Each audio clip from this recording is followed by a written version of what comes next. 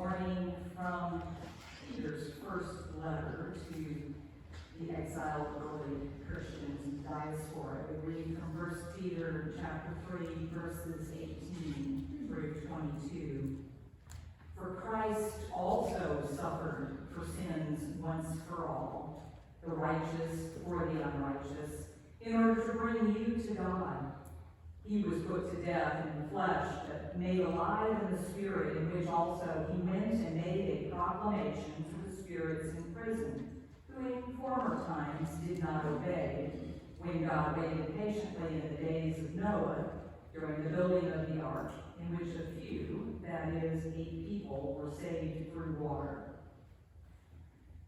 And baptism, which this prefigured, now saves you, not as a removal of dirt from the body, but as an appeal to God for a good conscience through the resurrection of Jesus Christ, who has gone into heaven and is at the right hand of God, with angels, authorities, and powers made subject to him.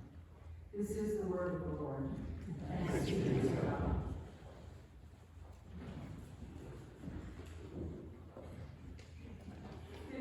Or so years ago, a family in the community where we live here in Central Florida was vacationing in North Carolina and suffered a terrible tragedy. Father and son were walking alongside a swollen river, and the son fell into the river and became trapped in the current.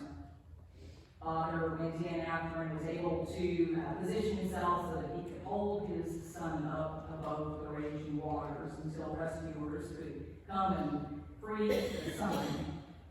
Tragically, the father perished, having taken his son's position and place in the river. The father's love is central to our Christian faith.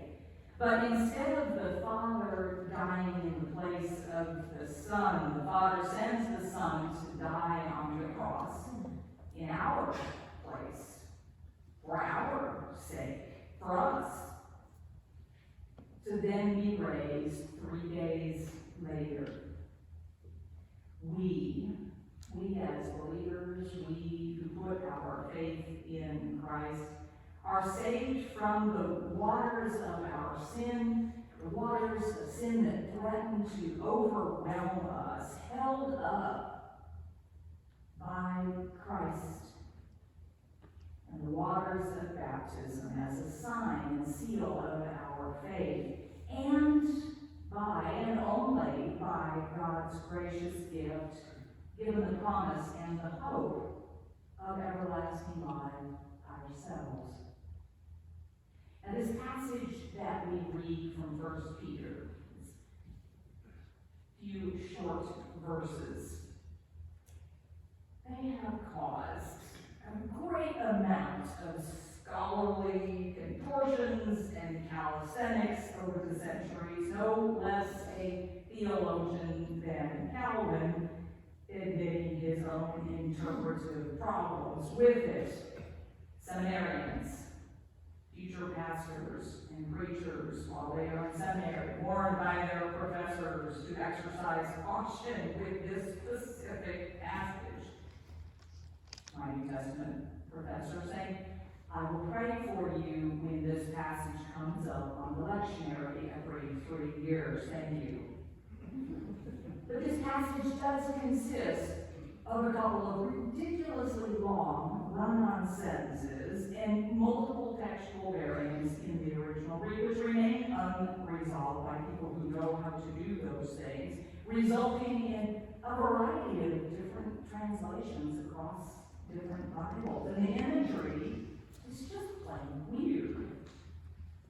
And yet, few passages in our text, in our Bible, have such a lush landscape of theological themes to explore. Christ's atoning death, nature of the resurrection, Jesus' descent into the underworld. Interesting. Salvation, baptism, the life of faith. This passage even being held up, perhaps we don't know, as a model for our Apostles' Creed.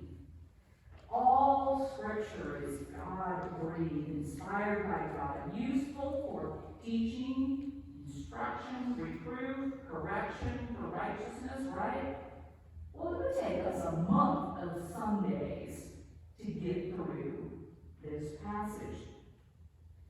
So what I'm going to suggest today is that we do something of the equivalent of a log run.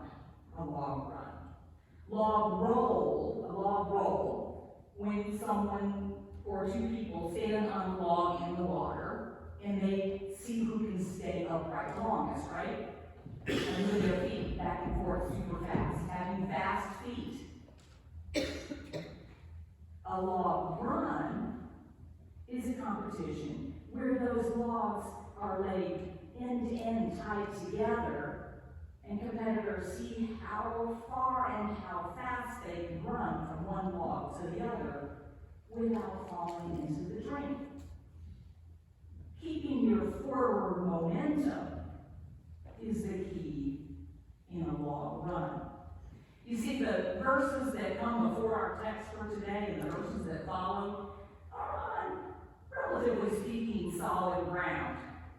Everything that lies between, though, what we take up today, notoriously tricky to traverse, slippery, and unstable. We're always one step away from falling in. But let's give it a go, shall we? Log 1, suffering. Verse 18. For Christ also suffered for sins once for all, the righteous for the unrighteous, in order to bring you to God. Peter is writing words of encouragement to early Christian believers who are suffering. And he says, good, you'll be blessed by your suffering. But this text has been used in ways that are not intended to cover general human suffering, which was not what Peter's writing about, the kinds of things that we are not exempt, that no one is exempt from, illness and loss and misfortune. We say, with a text like this, well, it's just God's will, and we don't need to endure cheerfully. No. The early believers to whom Peter wrote here were suffering as a result of living according to Christian values in a culture that was rejecting those values. They were suffering for the gospel, for righteousness. Suffering, harassment, intimidation, persecution of some unknown, jobs, livelihood, homes, even their lives, for having the audacity to say Jesus is Lord instead of Caesar is Lord. Peter reminds those Christians, still reminds us today, that Christ also suffered for righteousness. The definitive model of suffering on the cross. And again, this text used somewhat like a club on people to say that, well, because Jesus suffered, you also are to endure suffering in whatever way that you are being oppressed or abused. This text used to keep people in submission and subservience and in abusive situations. A text trotted out by pastors keeping wives in abusive relationships. No. Jesus didn't suffer to bring more suffering on us. He suffered once for all to save us from our eternal suffering. Moving on. Log 2. Sovereignty. He was put to death in the flesh, but made alive in the spirit, in which also he went and made a proclamation to the spirits in prison, who in former times did not obey when God waited in the days of Noah, during the building of the ark, in which a few, that is 8 people, were saved through water. Church tradition in the early centuries was that the imprisoned spirits to whom Jesus preached were unfortunate souls languishing under Satan's deceit, somewhere down there. Jesus descended essentially into hell.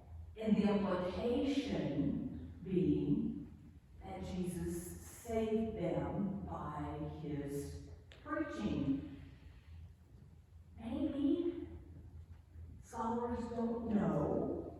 We don't know today.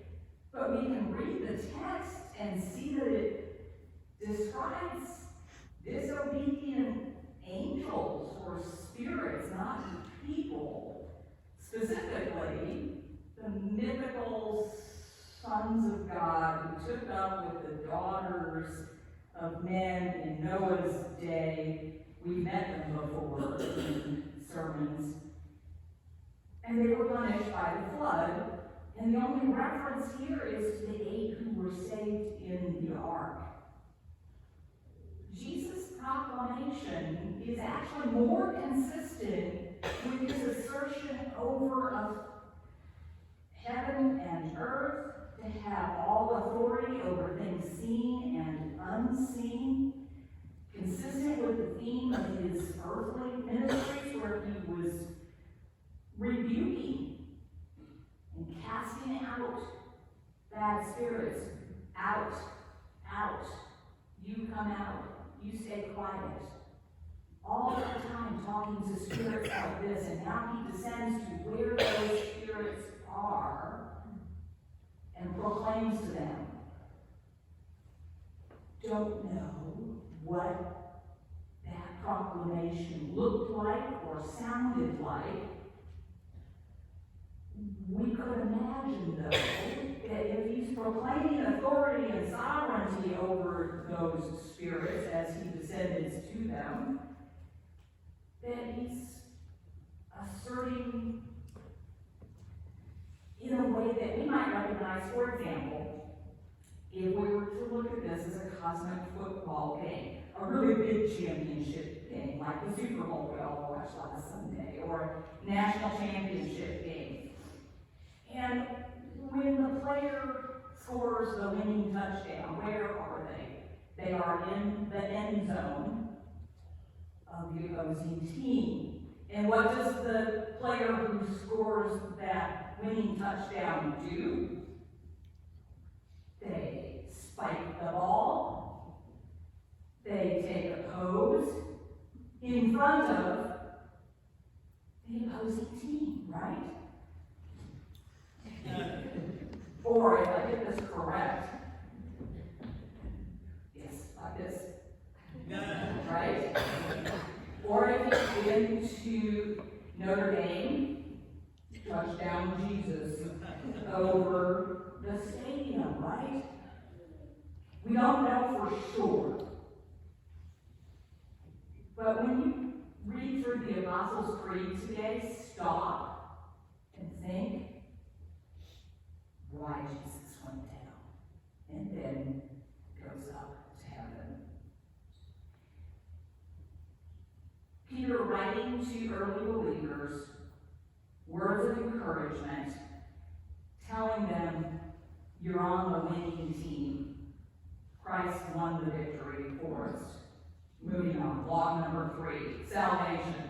Verse 21, and baptism, which this prefigured, now saves you not as a removal of dirt from the body, but as an appeal to God for a good conscience, through the resurrection of Jesus Christ, who is gone into heaven and is at the right hand of God, with angels, authorities, and powers made subject to him. Peter telling these Christians who are suffering in flood-like waters of harassment, intimidation, persecution, oppression that is threatened to overwhelm them, that they are saved by water. Doesn't make sense until it makes sense. Noah, the text refers to, believed God when God said, build a boat.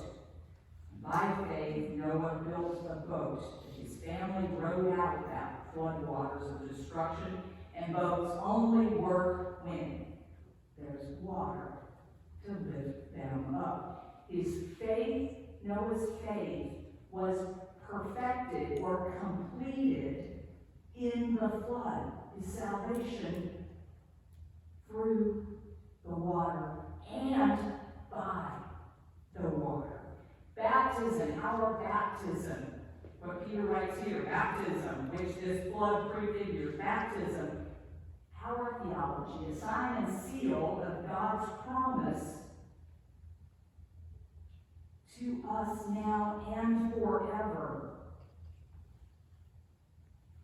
Which is why at funerals, we make a very confusing statement, which is that our baptism is now complete or perfected in our death. Dying and going through the waters of baptism with Christ, and also now, according to the promise and the hope of the resurrection, being lifted up with Christ. Can you see how that would be good news to those people that Peter was writing to, and good news for us today? As we listen to this text, we may get a sense of the irony that is woven into it, which is the suffering of the faithful brought on by their own faithfulness. Noah suffering the harassment and the jeers of his neighbors, those early Christians to whom Peter wrote, suffering the persecution that they did because of their outward expression, the way that they are living and proclaiming and declaring their faith. And we might think that this kind of suffering for the gospel just doesn't happen today, at least not in our country, and we're grateful for the sacrifices that people make it possible for us to worship freely in the way that we do. Well, maybe it's because partly we don't bring on that shame and suffering on ourselves through our own faithful living.